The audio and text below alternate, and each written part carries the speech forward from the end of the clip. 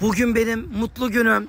8 yıldır mücadelesini verdiğimiz bir konunun meyvelerini devşiriyor olmaktan çok mutluyum. Hatta uzun uzun bir videosunu yaptım. O videoda size uzun uzun anlatacağım. Bakın şu merdiven 8 sene önce o mücadelenin ilk konuşmasında yapılmıştı. O günün İstanbul Büyükşehir Belediyesi tarafından. Ve bugün de türbe bugünkü Büyükşehir Belediyesi tarafından yapılıyor. Fatih ve 2. Bayezid'i gören ünlü Şeyhülislam Alaaddin Arabi Efendi'nin türbesi yeniden restorasyona alındı. Tamamlanacak rekonstrüksiyonla ilk yapıldığı güne döndürülecek. Hepimize kutlu olsun. İnanın o kadar mutlu oldum. Emeği geçen herkese selamlar, saygılar.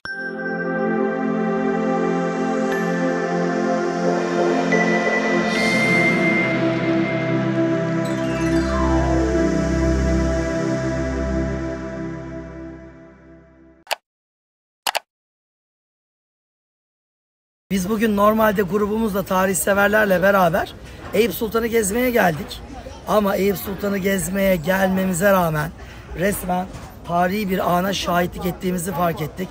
Sarı muşambaları vallahi uzaktan gördüm. Bir dakika dedim ya, yıllardır beklediğimiz olay gerçekleşiyor mu? Bakın peşin peşin bir şey söyleyeyim. Biz tarihçilerin, sanat tarihçilerin Türkiye'de işi zor. Niye? Hayırlı, güzel bir iş yapıldığında biz oradayız. Hayırsız, kötü bir iş yapılıyorsa biz yine oradayız. Eleştirmek için ya da övmek için. Ama Türkiye'de insanlar öyle bir izipleşmiş ki güzel bir iş yapıldığında insanlar o güzelliğe bakmıyor. Kimin yaptığına bakıyor. Kim yaptı? Hangi partinin belediyesi yaptı? Ya geçin bunları.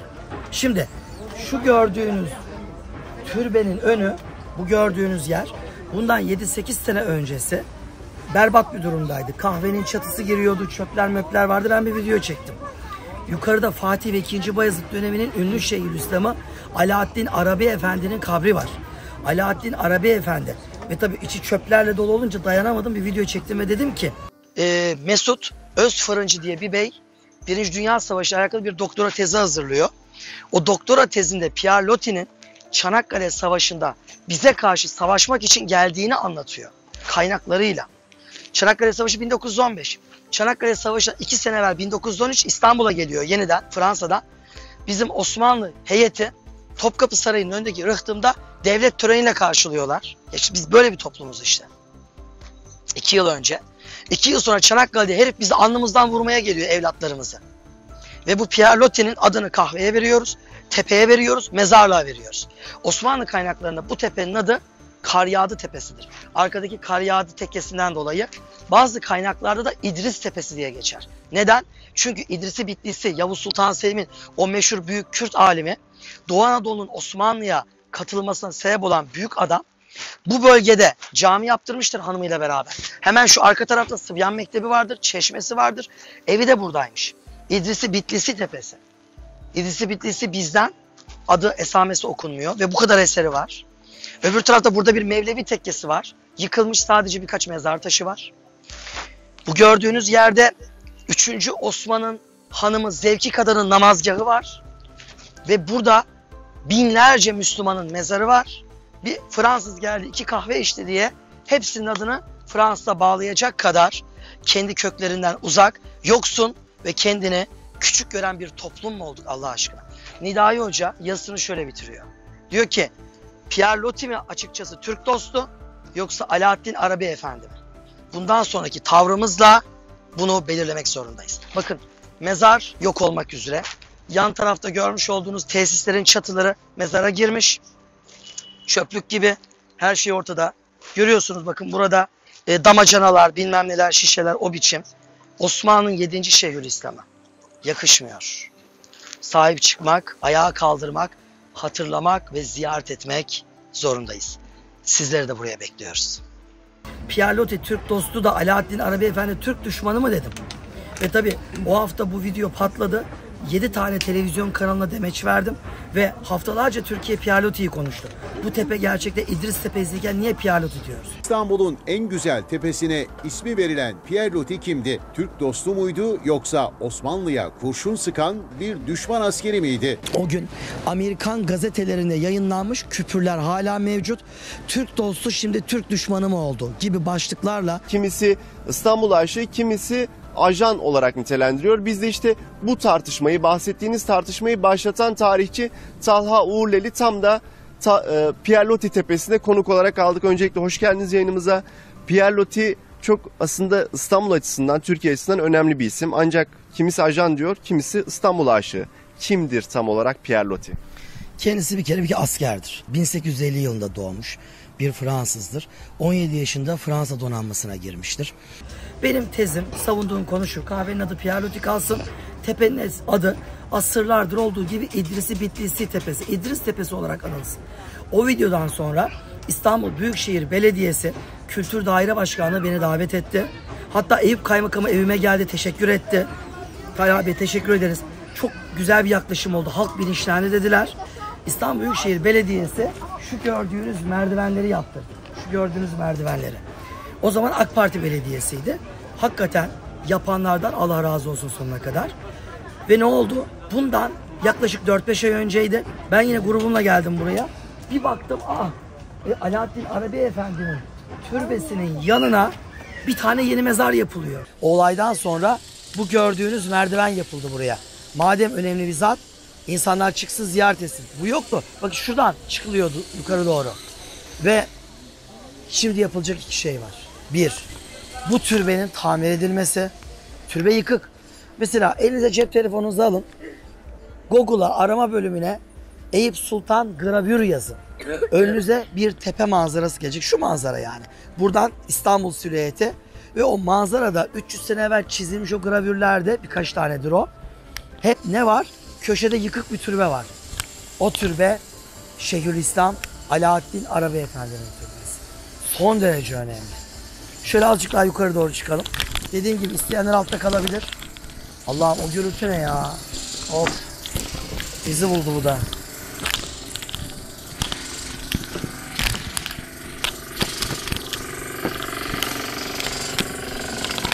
Ben şu gürültüyü bir susturayım.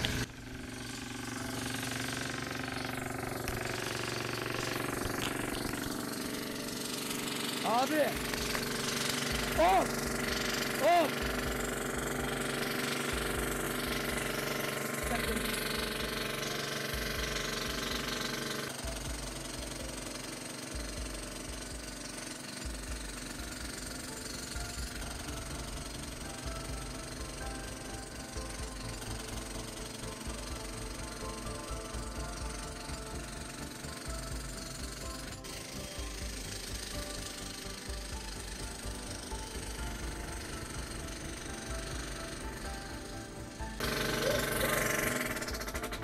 Bir dakika, grubumuzla geldik. Bir dakikalığına bir rica edelim. Şu mezarı anlatacağım. Kusura bakmayın. Hadi Allah kuvvet. Hayırdır, ne yapıyorsunuz burada? Mezar yapıyoruz. Mezar. Kim yatıyor burada? Daha yatmıyor. Boş. Yeni. Ha boş. Defin olacak buraya da.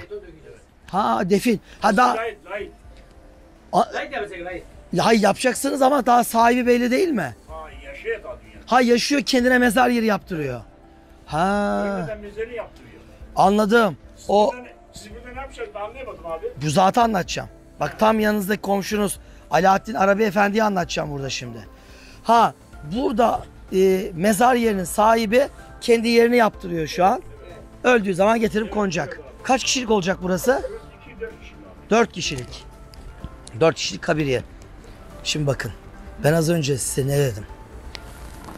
Burası tarihi bir mezar. Bakın az önce gururuma dedim ki, yukarıda Cellat Mezarlığı'nı anlatırken dedim, millet böyle kıymetli özel yerde yer bulayım diye tarihi mezarlıklar yok ediliyor dedim. Bak bilmiyorum. Bilmeden geldim. Normalde ben 4 gün önce Tire'ye gittim. Tire'de Alaaddin Arabi Efendi'nin yarı yıkık külliyesinde çekim yaptım. Sonra dedim ki bu kıymetli Şeyhülislam'ın mezarı nerede? Eyüp'te. Kahvenin hemen yanında. Bari dedim ki bu zatın türbesi de ayağa kaldırılsın. Yıkık bakın bu türbe. Bunu dedim. Tabii geldik buraya, hilti sesleri duyduk. Baktık ki türbenin tam dibinde yeni bir mezar yapılıyor. Bakın bu tarihi bir türbe. Bu tarihi türbenin duvar dibine mezar yapılamaz. Olamaz böyle bir şey. Bunun etrafının boş kalması lazım. Yapışık bir şey olamaz. Bu doğru değil. Yetkililer buna el atsın bakın. Bak ben hiç farkında olmadan şu an bu olayı belgeliyorum. Türbeyi görüyor musunuz? Şimdi bakın bu türbe nasıl? Şuradan bir ayak çıkıyor. Buradan bir ayak çıkıyor. Şurada bir ayağı vardı, maalesef yıkıldı. Burada bir ayağı vardı, maalesef yıkılmış, yok. Bu 4 ayak gelecek. Yukarıda kubbesi var. Biz buna sanat tarihinde baldaken diyoruz. Baldaken formlu mezar yapıları diyoruz. Ve bu şekilde üstü kapalı olacak. Zaten bakın önünüzde bir tane levha var, gördünüz mü? O levhada bu türbenin yıkılmadan önceki halinin çizimi var. Gravürlerde yarım yıkık, yani daha böyle yarım köşe pandandifleri durur hali var. Onun için bu zat önemli. Ya kim bu zat? Fatih Sultan Mehmet'i tanıyor. Fatih'in hocası Molla Gürani var ya, Molla Gürani'den ders okumuş. Molla Gürani ile çok samimi dost olmuş. Büyük bir alim zattan bahsediyoruz. Bir ara Manisa'ya gitmiş. Manisa dağlarında uzletlerde bulunmuş. Keşifleri, kerametleri olan bir insan. Çok özel bir din adamı. Osmanlı Devleti'ne Şeyhülislam daha ötesi var mı? İkinci Bayezid gibi Sofu Beyazıt denilen, Veli Beyazıt denilen bir padişahın dini konuları sorduğu bir Şeyhülislam'dan bahsediyoruz. Ve burası o kadar güzel ki gravürlerde. Bir tek bu türbe var. Etraf boş, yeşillik. Millet buraya geliyor. Ölüler ölüleriyle buluşuyor. Ölümü hatırlıyor. Şu muhteşem manzaraya bakıyor. Dünyanın geçiciliğini burada soluyor. Zaten tepedeki Karyada tekkesinden hemen altımızdaki Kaşgari'ye, hatta bu kahvenin arkası da Mevlevi tekkesiymiş, biliyor musunuz? Tekkenin haziresi, Mevlevi sikkeli mezar taşları var burada. Ama gelin görün ki buralar artık tamamen böyle bir çay kahve içme yerleri. Olsun, bak ben kahveden rahatsız değilim. Ama lütfen tarih korunsun, tarih muhafaza edilsin. Şimdi lafı uzatmayayım. İzmir'in Tire ilçesinde, hem de şu an yeni trenin kurulduğu bölgede, Fen Lisesi'nin dibinde, yıllarca metruk, yarı yıkık kalmış, affedersiniz hayvan damı olarak kullanılmış medrese odaları ve camisi. Bak, Yunan gavuru hayvan sokmamış oraya. Orada konuyu bilmeyen bizim cahil insanlarımız kullanmış. Odaların içine hayvan bağlanan demirler göreceksiniz ya. Ben Edirne'ye gidince Selimiye Camii'ne çizmeleriyle girmiş Bulgar askeri diye esip gürlüyorum. Ne yapacağım ben? Bizimkiler kullanmış. Bizimkiler yapmış. Allah aşkına şu an sahip çıkma zamanı. İki şeyi rica ediyorum yetkililerimizden. Kültür ve Turizm Bakanlığı, Vakıflar Genel Müdürlüğü, Anıtlar Müdürlüğü. Lütfen İstanbul'da bulunan Büyükşehir Belediyesi, Eyüp Sultan Belediyesi, kim el atarsa öbür tarafı mamur olur. Bu dünyada da çok hayır dua alır. Şu türbeyi ayağa kaldırın ve Tire'deki o külliyeyi lütfen yeniden ayağa kaldırın. Ya bu adamcağızın çekisine dedim, bir video çektim. Bu kez şu anki İstanbul Büyükşehir Belediye Kültür Daire Başkanı mesaj yazdı. Hatta Twitter'da açık ilan etti, benim o mesajımı alıntılayarak. Söz veriyoruz, bu türbeyi ayağa kaldıracağız. Yani bakın, bugün Türkiye'de konuşmak zor. Niye? Konuştuğun zaman o partiyi, o partinin icraatını övdün mü öbürü yeriyor. Öbürünü övdün mü öbürü yeriyor. Şimdi burada bana kimse dokunamaz. Niye? Merdiveni AK Parti Belediyesi yaptırdı. Türbeyi CHP Belediyesi yaptırıyor. İstediğiniz gibi taşlayabilirsiniz. Hadi beni takip edin.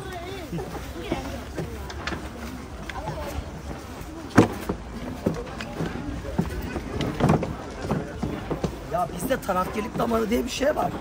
Adam yapılan işe değil, yapılan kolay gelsin. Hele şükür ya, sizi bekliyorduk. 8 senedir ben bugünü bekliyordum. Vallahi tebrik ediyoruz. Biz grubumuzla geziyorduk. Sizi rahatsız etmeyelim hiç. Bakın bu kardeşlerimiz şu an tarihe geçiyorlar. Vallahi sağ olun. Alaaddin Arabi Efendi. Bakın bu türbe Fatih Sultan Mehmet ve 2. Bayezid döneminde yaşamış bir adam. Şu an restore edilen bu kabirde yatan kişi Fatih'i gördü. İstanbul'un fethini gördü. 2. Bayezid'i gördü. Çok alim. Mısır'da eğitim gördüğü için Arabi deniyor. Arap falan değil. Türk asıllı büyük bir alim. Zengin, varlıklı bir adam. İzmir, Tire'de onun dev bir külliyesi var. Evet, buradan İzmir'e sesleniyorum. Tire'ye sesleniyorum. Bakın İstanbul vazifesini yapıyor. Onun yıkık, yıllardır yıkık türbesi ayağa kaldırılıyor rekonstrüksiyonla. Röleveleri falan vardı zaten, çizimleri vardı. Şimdi sıra Tire'de. Tire'de dev bir külliyesi var. 15. yüzyıl camisi. Etrafında medresesi.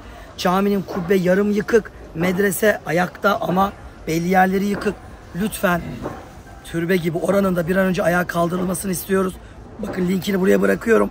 Ben o külliyeye de gittim geçen yıl, İzmir Tire çekimlerini yaptım. Oradan lütfen o videoyu da bir izleyin. Derdimiz, tasamız şu. Buralara sahip çıkmasını istiyoruz. Yani Pierre Loti Türk dostu. Her yere Pierre Loti'nin adını verdik. Pierre Loti parlat bitiremedik. Alaaddin Arabi Efendi Türk düşmanı mı dedik. Sağ olsun halkımız, idarecilerimiz sesimizi duydular. Dedim ya, Büyükşehir AK Parti'deyken merdivenleri yapıldı. Beni Kültür Daire Başkanlığı'na çağırıp teşekkür ettiler. Ev kaymakamımız evime geldi. Kayha Bey biz memuruz dedi. Biz bunları diyemiyoruz dedi. Bak vallahi biz diyemiyoruz. Sizin dedi başınız kel, siz rahat rahat söylüyorsunuz dedi.